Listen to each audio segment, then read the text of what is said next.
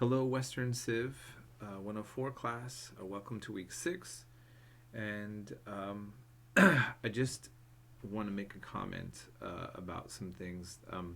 I usually am avoiding getting too political in my classes because I think that all of you should feel that you're in a safe space. And you certainly are, like in terms of, I don't grade people based on if they have views similar to mine politically. And you're inundated with so much divisive media sources and attacking and insults and all this kind of stuff. That's really pervasive right now in 21st century America, maybe the world. So I like to state clear of that and give you a place where you don't have to be inundated with more politics. But also,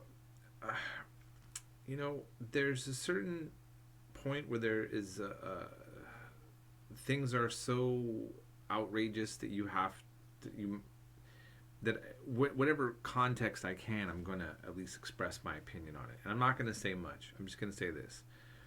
I think what happened in regards to the case regarding the murder of Breonna Taylor was outrageous. I just want to point out a few things. She was sleeping in her own home. She didn't commit crime. And this was a no-knock warrant where police came, not identified as police. Now, they were a warrant based on something dealing with drugs, which doesn't even look like that actually was correct. In any case, the boyfriend pulled out a weapon, tried to defend his girlfriend. Supposedly, that's what getting a weapon legally is for, right? That's what the Second Amendment folks keep trying to talk about. You have a right to defend your home. And if you don't have somebody who's marking themselves clearly as law enforcement, I think that you would naturally have the inclination to want to do something about it. What's even more outrageous is that he called 911 thinking that it was intruders, meaning he trusted law enforcement in regards to that. So no matter what his background was, whatever you want to say about what he was doing, and this is what ends up happening, and she gets murdered, and it's not treated as murder. So I don't know what we're celebrating 4th of July for. I mean, 4th of July, you're openly celebrating going against law and order when it's viewed as being abusive. The Tea Party is the celebration of vandalism against private property to make a political point. And that's something that conservatives are celebrating. Now, I'm not trying to promote vandalism and extreme acts right now. I'm just pointing out there's a lot of hypocrisy and inconsistency about how to view things. And we shouldn't be surprised that the country is unraveling due to a lot of this kind of stuff. I'm sorry, okay? I think that this is something that we have to address. Now, look, I'm going to say this. I have family from all sides of these political spectrums, and I'm invested in different ways. I have family that are involved in law enforcement. My ex-wife is black and Asian, Haitian and Filipino. My daughter is mixed. I've been around a lot of different communities. So this is I'm going to transition what I'm saying into this other thing I was going to say. I have had views that are very opposite of where I'm at now in my life. I have changed behavior that I needed to change in my life. I'm in my 40s.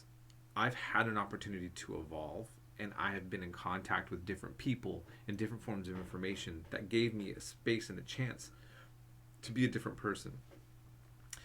I think that many of us who are having big disagreements have the same value system. We're having different kinds of information. And that difference of information and that different kind of experience is what's making us not see eye to eye. You can't do anything about someone's value system. Okay, some people can be happy if certain activities happen or not, or they don't care. There's others that just, they get a different set of news. And what I would like us to do is to just to say, as we're looking in this class and we're exploring history and investigating various ways that history can be looked at, think about the same with politics. Consider the fact that maybe some people are having just a difference of understanding through experience and information, and not a different value system. And if you can find that space, there's a place for some dialogue and some communal harmony to take place, and maybe for more justice to be consistent in this world. Okay, and but I don't know. We have a lot to take. There's a lot going on. There's a lot to take on, and I'm not going to settle all here in this class. I just wanted to say my piece on that and leave it at that. So, going into this week's information, and I'm going to try to be brief on this since I spent so much time on this topic, the previous topic that I was going over. We are really shaping the picture of the development of Western civilization, right?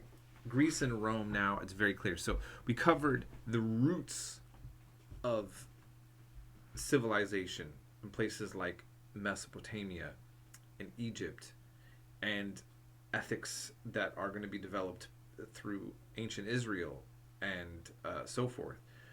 But the Greece and Rome, and then it becomes very, very clear and concise. Now, the ancient Israel part is connected to the Christian part, the part where the religion that comes out of ancient Israel that is going to be incorporated into Rome, the religion that is originally persecuted and then actually becomes the only religion that's allowed to be in the Roman Empire at some point, other than Jews that are going to be persecuted, allowed but persecuted within the empire.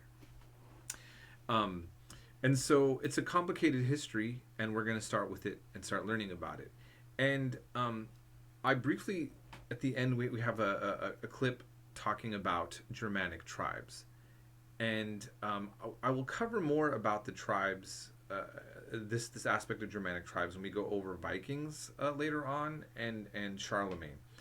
So I'm going to say a little bit now, and I'll talk more about it later. What I think is so fascinating that we should realize is that Germanic tribes and Celtic tribes, let me add, and Slavic tribes within Europe were tribes like Native American tribes and African tribes. They had oral traditions.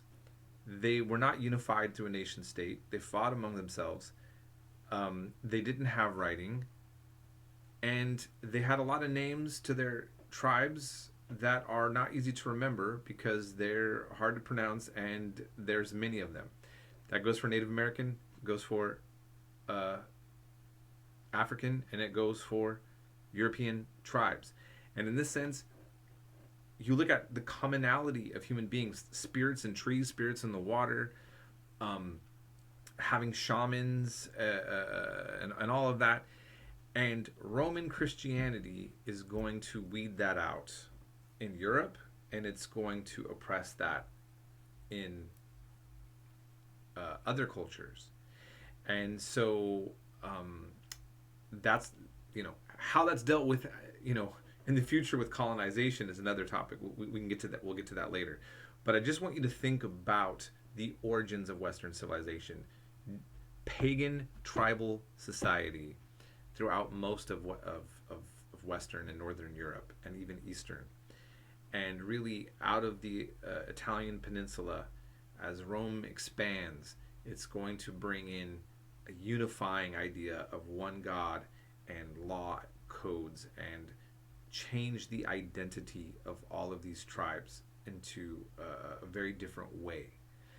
And what's disturbing and odd is the way that modern white nationalists are often trying to identify and incorporate pre-Christian Western tribal identity and make whites separate, and take on a separate like white identity, as opposed to seeing the commonality of the universalness of fellow human beings.